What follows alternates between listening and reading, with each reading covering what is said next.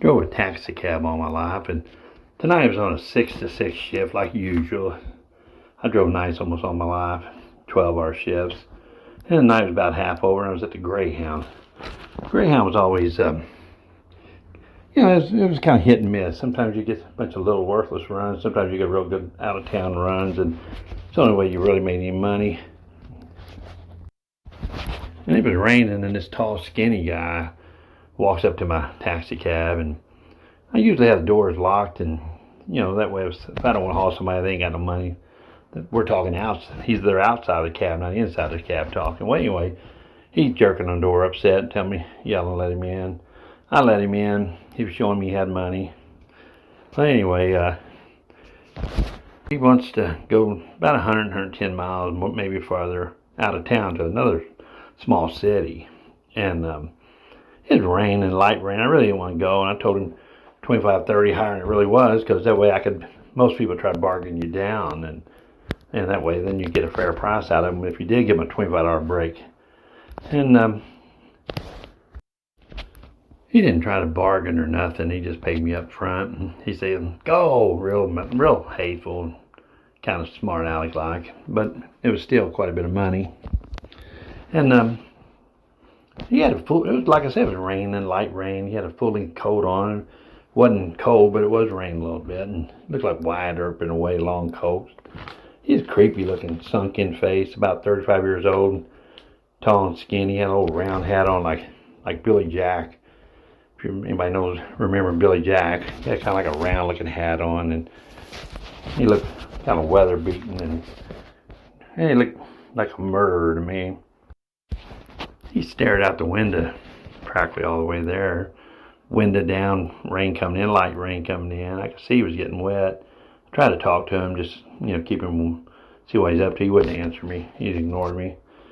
We're going down it's a main highway, but it's not a big 4-lane or nothing like that. And those side roads come in and off, so I had to be careful. And he won't answer me at all.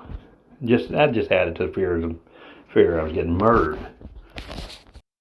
Well, I kept on driving through the rain the night, and we didn't close. Come up on the edge of this town or city, and he, like I said, he'd been chain smoking the whole way. Then out of nowhere, he asked me, he said, in a friendly way, care if I smoke?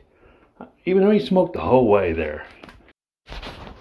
Well, after he asked me could he smoke, and he'd been smoking the whole way, chain smoking, I heard a sissing, spraying sound coming from the back seat. It was one of them big old cabs, big old marathon checkers. I looked back, and there he was spraying his cigarettes with a hairspray, like White Cloud or something. I don't know what it was.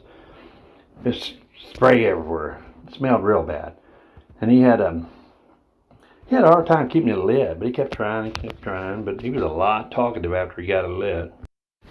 But as we got in town there, he told me he knew where the apartment was at and how to get there, and he did. He showed me how to get there. A little confused, but we made it, and I was really relieved when he said, here, real loud, oh. And he gets out without shutting his back door on the passenger side, and he says, give me a few minutes, I got another stop. Anyway, I wasn't going to wait on this. Of course I wasn't going to wait on this guy. Glad to get away from him. But a trash truck was picking up a couple of big dumpsters up in front of me, so I had to back out. So I had to get out, walk all the way around, shut that door, and I'm watching him bang on this door.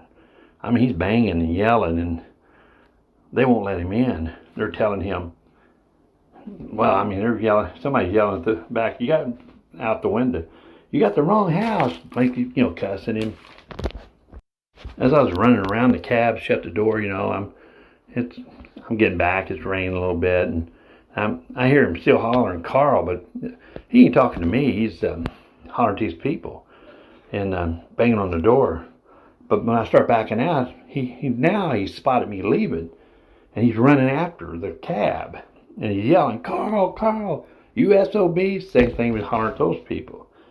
Well, I'd never seen him again. I'm glad of it, but I did drive. I had to use the bathroom bad, but man, I drove 50 miles out of that town before I stopped to use the bathroom.